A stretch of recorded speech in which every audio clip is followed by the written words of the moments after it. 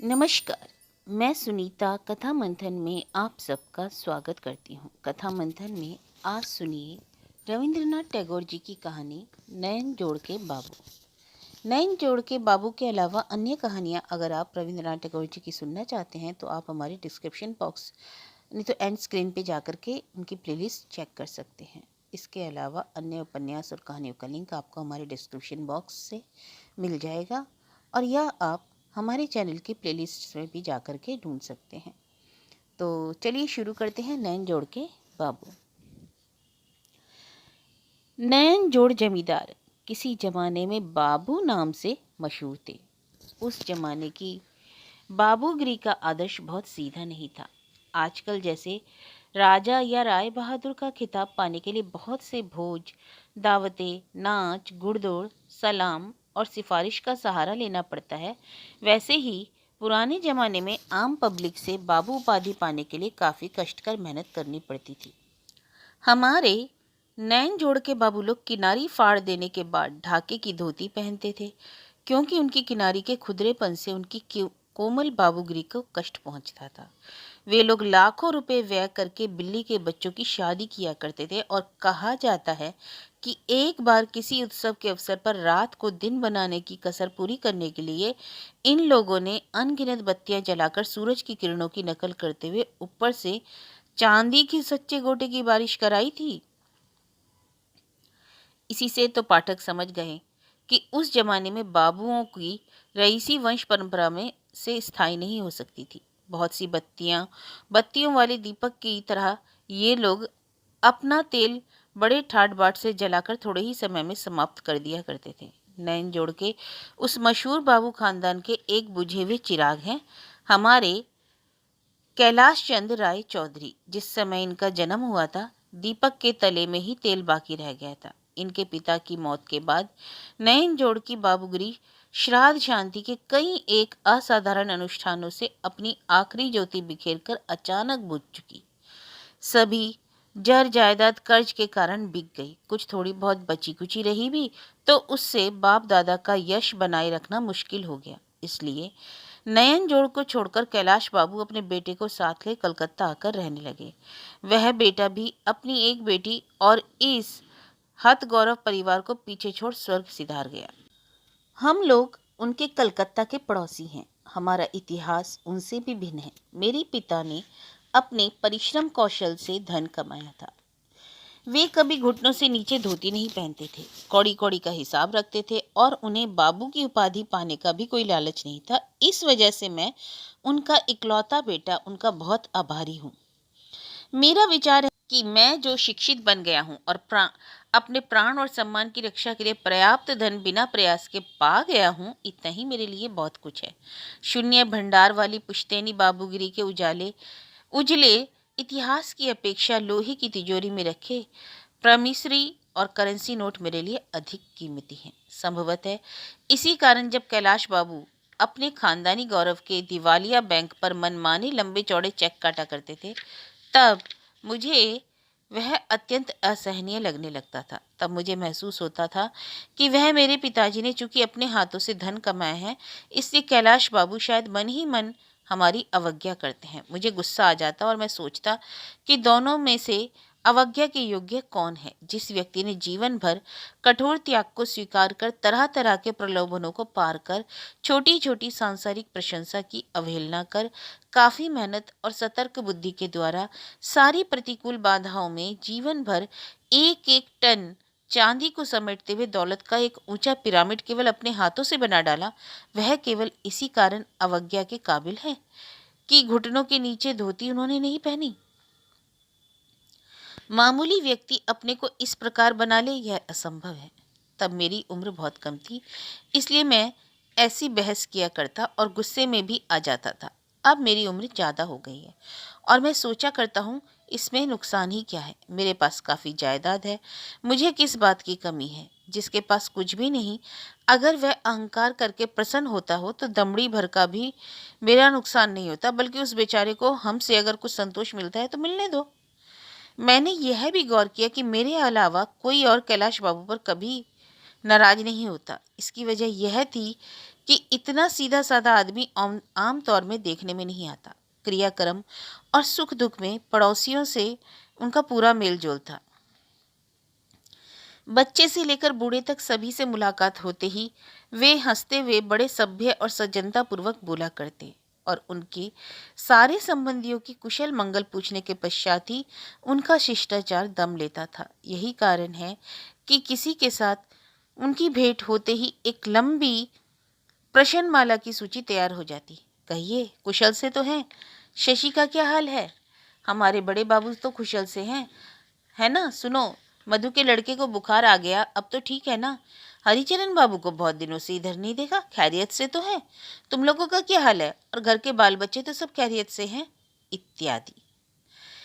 कैलाश बाबू बड़े साफ सुथरे व्यक्ति हैं। कपड़े लते तो उनके पास अधिक नहीं थे, लेकिन मिर्जई, चादर, कुर्ता, यहाँ तक कि पुराना पलंग पोश, छोटी सी दरी, तकिए का एक गिलाफ सब अपने हाथों से धूप में सुखाकर, झाड़ पोंछ कर ऐसे सलीके से उसे अलगनी पर तह करके रखते थे कि उनके सामान को देखते ही बनता था। जब भी कोई उन्हें देखता लगता कि वे सज धज कर कहीं जाने को तैयार हैं। बहुत कम सामान असबाब होते हुए भी उनका घर द्वार हर समय चमचमाता रहता। ऐसा लगता मानो उनके पास और कुछ, बहुत कुछ है। नौकरों की कमी में प्रायः वे कमरे का दरवाजा बंद कर अपने हाथ से धोती चुना करते और चादर और कुर्ते की आस्तीन में बड़े जतन से चुन्नट डाला करते। उनकी बड़ी बड़ी जमींदारियां और कीमती जायदाद तो खत्म हो चुकी थी, लेकिन एक बेशकीमती गुलाब पाश और इत्रदान, एक सोने की तश्तरी, एक चांदी की फरसी, एक बेशकीमती दुशाला और पुराने जमाने के पहनावे का एक जोड़ा और पगड़ी, इतनी चीजों को उन्होंने अपने बड़े ही प्रयास से गरीबी के ग्रास से बचा लिया था। कोई भी खास मौका आता तो ये सब चीजें निकलती और नए जोड़ के बाबुओं की रईसी के संसार भर में मशहूर गौरव को बचा लेती। मोहल्ले के लोग उन्हें दादाजी कहते थे। उनके घर पर सदैव काफी लोग इकट्ठे हो जाया करते, लेकिन गरीबी में कहीं तंबाकू का व्यय न बढ़ जाए, इस विचार से अक्सर मोहल्ले का कोई ना कोई दो एक सेर तंबाकू खरीद कर दे जाता और कहता, दादाजी एक आध बार परखिए तो, गया जी का बड़ा बढ़िया तंबाकू मिल गया सो लेता आया। दादाजी हुक्के में से दो एक कश लगाकर कहते, तंबाकू तो काफी दमदार है भाई। इसी सिलसिले में वे 60-65 तोले के तंबाकू का किस्सा छेड़ देते और लोगों से पूछते कि किसी को उस तंबाकू का आनंद लेने की तमन्ना है भी या नहीं। सभी लोग जानते थे कि कोई आनंद लेने की इच्छा कभी प्रकट कर भी दे तो जरूर उन्हें चाबी ढूंढे नहीं मिलेगी। यह बहुत खोज तलाश के बाद वे कहेंगे कि घर का पुराना नौकर गणेश इतना नालायक कि कब किस वस्तु को कहाँ रख देता है, कोई ठिकाना ही नहीं रहता। गणेश भी बिना तकरार के उनकी हर बात मान लेता है, इसलिए सभी लोग एक साथ कहने लगते, रहने दो दादाजी, वह तंबाकू हम लोगों से सहन नहीं होगा, हमारे लिए यही ठीक है। सुनकर दादाजी कुछ ना कहकर सिर्फ मुस्कुरा देते और जब सब लोग विदा लेते तो वृद्ध कैलाश बाबू सहसा कहने लगते, यह तो हुआ, लेकिन अब यह तो बताओ कि तुम लोग मेरे यहाँ खाना पीना कब करोगे भाई? बस सभी लोग एक साथ जवाब देते, वह देखा जाएगा, कोई दिन तारीख निश्चित कर ली जाए, उसके पश्चात। दादाजी कहते, यही अच्छा है, जरा बारिश हो, ठंड पड़े, वरना इस गर्मी में गरुआ भोजन कुछ ठीक ही नहीं होता और ठीक से पचता भी नहीं।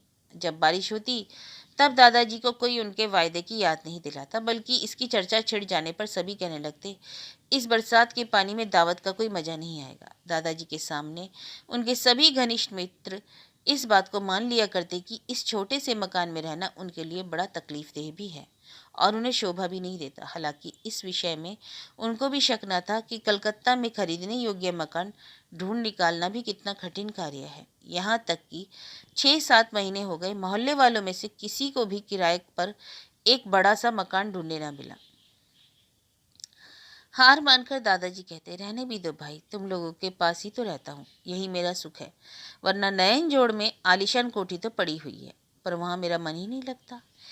मेरी अपनी धारणा तो यह है कि दादाजी भी जानते कि सभी लोग उनकी वर्तमान हालत के बारे में वाकिफ हैं और जब वे भूतकाल के नयन जोड़ को वर्तमान समझने को जुटलाते और बाकी सब लोग भी उसमें शामिल होते, तब वे मनी मन यह समझ लेते कि आपस की यह छलना केवल एक दूसरे के प्रति सहृदयता के कारण ही है। लेकिन मुझे यह सुनकर बड़ी उलझन होती। कम अवस्था की नासमझी में दूसरे के मासूम गर्व को भी चूर करने को जी मचलता, और हजारों खतरनाक जुर्मों से बुद्धिहीनता ही अधिक असहनीय लगने लगती। लेकिन कैलाश बाबू यही मायनों में बुद्धिहीन नहीं थे।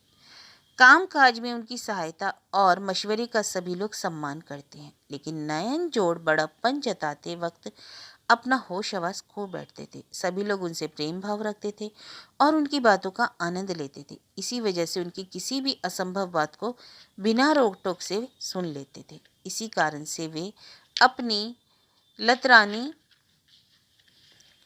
हाँकते समय हद से बाहर निकल जाते। दूसरे लोग भी हंसी में या उन्हें प्रसन्न करने की गरज से नयन जोड़ के ठाट बाट के बारे में अतिशयोक्ति करना शुरू कर देते। तभी वे चुपचाप उसे स्वीकार कर लेते और स्वप्न में भी उन्हें शक न होता कि कोई इन सब बातों पर तनिक भी अविश्वास कर सकता है।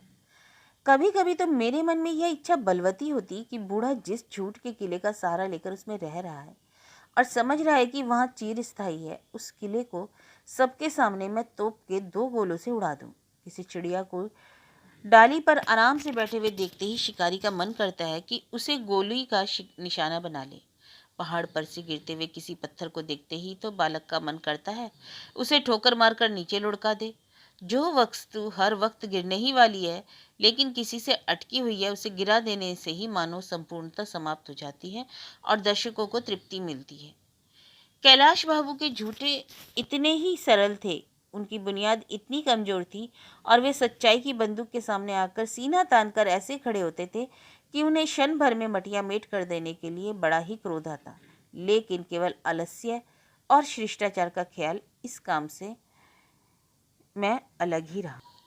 जहाँ तक मुझे स्मरण है, अपने अतीत के मनोभावों की छानबीन करने पर मैं अनुभव करता हूँ कि कैलाश बाबू के प्रति मेरे आंतरिक विद्वेष का एक और गूढ़ कारण था।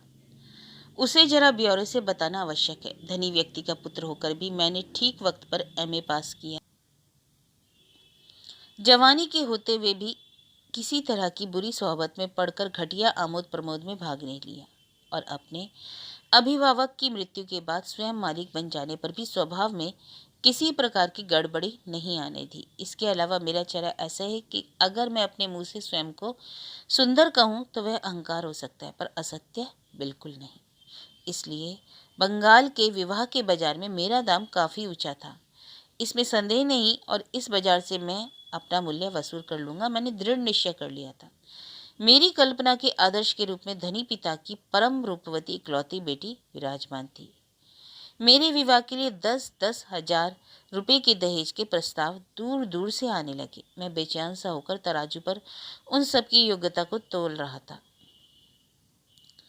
कोई भी रिश्ता मुझे अपने योग्य न लगा। अंत में भवभूति की तरह मेरी भी धारणा बनी कि शायद कहीं कोई मेरे योग्य कन्या भी जन्म ले चुकी होगी, क्योंकि काल की कोई सीमा नहीं और पृथ्वी बड़ी विशाल है। लेकिन वर्तमान में और इस छोटे से बंग देश में उस असंभव दुर्लभ वस्तु ने जन्म लिया है या नहीं, इसमें मुझे संदेह है। कन्या के प्रति अपने दायित्वों में बंधे लोगों का दल तरह तरह के छंदों से मैं मेरी स्तुति, प्रशंसा और विविध तरीकों से मेरी पूजा करने लगा। लड़की पसंद आए चाहे ना आए, पर यह पूजा मुझे बुरी न लगी। उत्तम पात्र के रूप में कन्याओं के पिताओं से यह पूजा मेरा उचित प्राप्य है और ऐसा मैंने तय कर लिया था। शास्त्रों में लिखा है कि देवता वर दे या ना दे, किंतु यथाविधि पूजा ना मिलने पर वे अत्यंत क्रुद्ध हो उठते हैं। नियमित रूप से पूजा पाकर मेरे मन में ऐसा विशाल देव भाव जाग उठा था। पहले ही बता चुका हूँ कि दादाजी की एक पौत्री है, उसे मैंने बहुत बार देखा है, लेकिन कभी भी वह मुझे रूपवती नहीं लगी, इसलिए उससे विवाह करने की कल्पना भी मेरे मन में कभी नहीं आई। लेकिन मन में यह विचार कर रखा था कि कैलाश बाबू किसी आदमी के जरिए या खुद आकर अपनी पौत्री को मुझ पर अर्घ्य भेंट करने की इच्छा से पूजा चढ़ाएंगे, क्योंकि मैं एक अच्छा लड़का हूँ। किंतु मैंने ऐसा नहीं किया। सुनने को मिला कि उन्होंने मेरे किसी मित्र से कहा था कि नैन जोड़ के बाबू कभी किसी मामले में आगे बढ़कर किसी से कुछ प्रार्थना नहीं करते। कन्या चाहे आजीवन कुंवारी बनी रहे, पर वे अपनी कुल प्रथा नहीं तोड़ सकेंगे।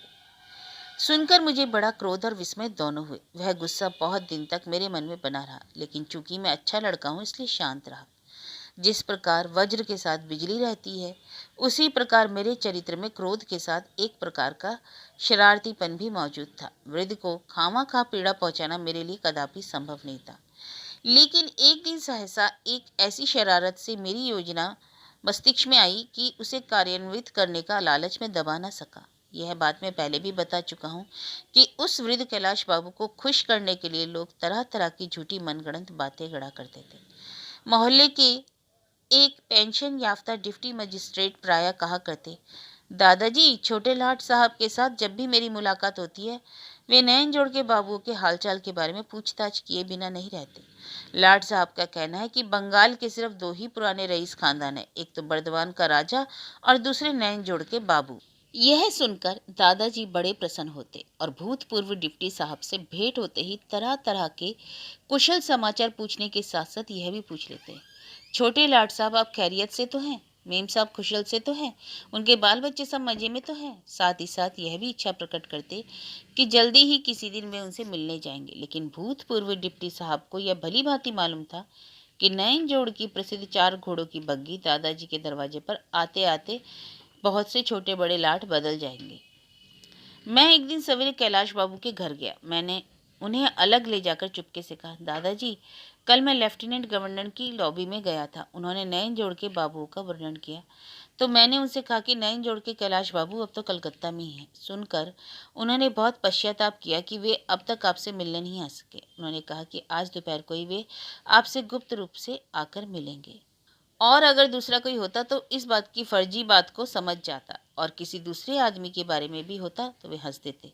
लेकिन अपने बारे में होने के कारण इस बात पर उन्हें जरा भी संशय न हुआ। सुनकर जिस तरह वे प्रसन्न हुए उसी तरह चंचल भी होते। उन्हें कहाँ बिठाया जाएगा, आने पर उनके लिए क्या करना होगा, किस तरह से उनकी आवभगत की जाएगी, किस उपाय से नैन जोड़ के सम्मान की रक्षा होगी, वे कुछ तय न कर सके। इसके अलावा और एक समस्या थी कि वे अंग्रेजी नहीं जानते थे, तो वह उनसे बात कैसे करेंगे। मैंने कहा, इसके लिए आप फिक्र ना करें, उनके साथ दुभाषिया रहता है, लेकिन छोटे साहब की यह खास इच्छा है कि वह जब आपसे मिलने आए तो कोई दूसरा वहां मौजूद ना रहे। दोपहर को जब ज्यादातर लोग अपने अपने दफ्तर चले गए थे और बाकी लोग दरवाजे को बंद करके सो रहे थे, तब कैलाश बाबू के मकान के सामने एक बग्घी आकर रुकी। तमगा पहने चपरासी ने आकर उन्हें समाचार दिया कि छोटे लाट साहब पधार रहे हैं। दादाजी पुराने जमाने की प्रचलित सफेद अचकन पहने तैयार बैठे थे और एक पुराने नौकर गणेश को भी धोती कुर्ता पहना दिया था। छोटे लाट साहब के आने का समाचार सुनते ही वे हांफते हांफते दौड़कर दरवाजे पर पहुंच गए और झुककर बार बार प्रणाम करते हुए अंग्रेज वेशधारी मेरे एक प्रिय मित्र को कमरे में ले आए। एक तख्त पुष्प पर उन्होंने अपना एकमात्र कीमती दुशाला बिछा रखा था। उसी पर उन्होंने नकली छोटे लाट साहब को बिठाकर उर्दू में लिखा विनय से भरा एक लंबा भाषण पढ़कर सुनाया। फिर नजर के बतौर सोने की तश्तरी पर बड़े कष्ट से बचाया हुआ वंश परंपरा से मिला अशरफियों का एक हार उन्हें भेंट किया। पुराना नौकर गणेश गुलाब पाश और इत्रदान लिए सेवा में उपस्थित था। कैलाश बाबू बार बार अफसोस प्रकट करने लगते कि उनके नयन जोड़ की हवेली में हुजूर बहादुर के चरणों की धूली पड़ती तो वहाँ यथासाध्य उचित आओ तवज्जो का इंतजाम कर सकते थे। कलकत्ता में प्रवासी हैं, यहाँ हम जल बिन मछली के समान हर मामले में विवश हैं, आदि आदि। मेरे दोस्त बड़ी गंभीरता के साथ लंबा हैट लगाए सिर को बार बार जुम्बिश देते रहे। अंग्रेजी कायदे के मुताबिक ऐसे अवसरों पर सिर पर टोप नहीं रहना चाहिए, लेकिन मेरे मित्र ने भेद खुल जाने के डर से भरसक केश ढके रहने में ही खैरियत समझकर हैट को सिर से नहीं उतारा। कैलाश बाबू उसके घर में अंधे पुराने नौकर के अलावा कोई भी बंगाल का आदमी या छद्म क्षण भर में पकड़ सकता था। लगभग 10 मिनट तक गर्दन हिलाने के बाद मेरे मित्र उठे और दी हुई सीख के अनुसार चपरासियों ने सोने की तश्तरी समेत अशरफियों का हार, तख्तपोश का दुशाला, नौकर के हाथ से गुलाब पोश और इत्रदान लेकर छद्मवेशी की बग्घी में रख दिया। कैलाश बाबू ने समझा कि छोटे साहब की ऐसी ही रस्म होगी। मैं छिपकर बगल के कमरे में से देख रहा था और अपने कभी ना रुकने वाली हंसी के वेग से मेरा पेट फटा जा रहा था। अंत में जब मुझसे किसी प्रकार से भी ना रहा गया तो दौड़कर दूर के एक कमरे में प्रवेश कर गया। वहां हंसी का वेग स्वतंत्र करते ही अचानक देखा कि एक लड़की तख्त पर औंधी पड़ी सुबक सुबक कर रो रही है। अचानक मुझे कमरे में घुसते देखकर वह उसी वक्त तख्त छोड़कर अलग खड़ी हो गई और आंसू से रूधे कंठ में रोश कर गर्जन लाकर मेरे मुंह पर अपनी गीली बड़ी बड़ी काली आंखों से तेज बिजली सी गिराती हुई बोली, मेरे दादाजी ने तुम लोगों का क्या बिगाड़ा है? क्यों तुम लोग उन्हें ठगने और धोखा देने आए हो? तुम लोग यहाँ क्यों आए हो? और आखिर मैं जब कोई दूसरी बात ना सोची तो अपने मुंह में कपड़ा भरकर रो पड़ी। मेरा वह मजाक कहाँ चला गया?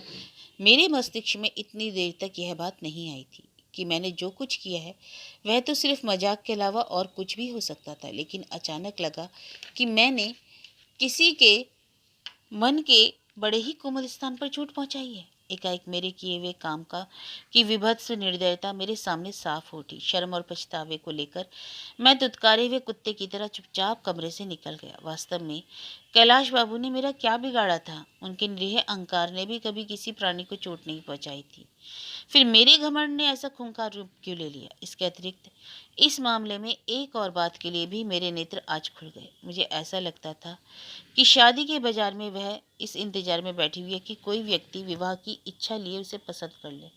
सोचता रहता कि मैंने उसे पसंद नहीं किया इसलिए वह पड़ी है। कभी किसी को वह पसंद आ जाएगी तो उसी की हो जाएगी। लेकिन आज मैंने देखा कि वह इस घर के कोने में उस बालिका मूर्ति की ओट में एक मानव हृदय भी है। मेरे सामने उसका अंतःकरण जैसे साफ उठा। वह उसके अनुराग और विराग से पूर्ण था। उस अंतःकरण में एक और धुंधला अतीत और दूसरी ओर एक अनिश्चित भविष्य। मुझे ऐसा लगा जैसे अतीत और भविष्य के रहस्यमय राज्य में पूर्व से पश्चिम तक विशाल रूप से उसका अंतःकरण फैला पड़ा है। जिस मनुष्य में दिल है वह क्या सिर्फ दहेज के रुपए और नाक कान आंख का नाप लेकर पसंद करने के लिए ही लायक है? रात भर नींद नहीं आई। दूसरे दिन प्रातः वृद्ध का सारा चुराया हुआ बहुमूल्य सामान लेकर चोर की तरह चुपके चुपके दादाजी के घर पहुंचा। इच्छा थी कि किसी से बिना कुछ कहे यह सब चुपके से नौकर के हाथ में सौंप आऊंगा। नौकर को न देख मैं हिचकिचा रहा था कि पास के कमरे में दादा और पौत्रे की बातचीत सुनाई पड़ी। पौत्री अपनी मीठी आवाज में पूछ रही थी, दादाजी कल लाट साहब ने तुमसे क्या कहा था? दादाजी ने हर्षित चित्त से लाट साहब के मुंह से प्राचीन नयनजोड़ वंश की काफी प्रशंसा करने का वर्णन किया। बालिका यह सुनकर बड़ा उत्साह प्रकट करने लगी। वृद्ध संरक्षक के प्रति इस मात्र हृदय छोटी सी बालिका की करुणा भरे छल को देख मेरी आंखें भर आईं। बहुत देर तक मैं चुपचाप बैठा रहा और उनकी बातें सुनता रहा। अंत में दादाजी जब अपना किस्सा खत्म कर चुके तो मैं अपनी धोखेबाजी का सामान लेकर बालिका के सम्मुख पहुंचा और चुपचाप सारा सामान उसके सामने रखकर चला आया। इस जमाने की प्रथा के अनुसार वृद्ध को देखकर मैं किसी प्रकार का प्रणाम नहीं करता था, लेकिन आज मैंने उन्हें प्रणाम किया। दादाजी ने अवश्य वह सोचा होगा कि कल उनके घर छोटे लाट साहब के आने से ही अचानक मेरे मन में उनके प्रति सम्मान बढ़ गया है।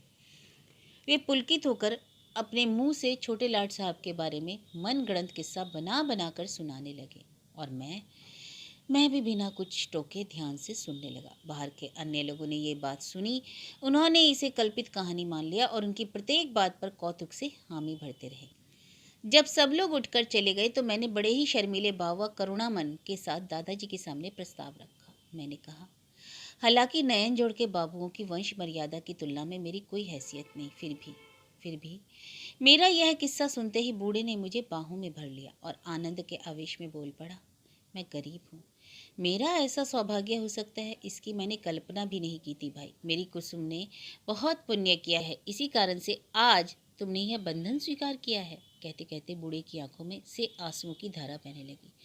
बूढ़े ने आज पहली बार अपने गौरवशाली पुरखों के प्रति अपना कर्तव्य भूलकर यह स्वीकार किया कि वह गरीब है और मुझे पाकर नयन जोड़ के वंश का स्वाभिमान कुछ भी नहीं घटेगा। जब मैं उस बूढ़े को मूर्ख बनाने की साजिश रच रहा था, वह बूढ़ा मुझे परम सत्य पात्र समझकर मेरी शादी की कामना कर रहा था।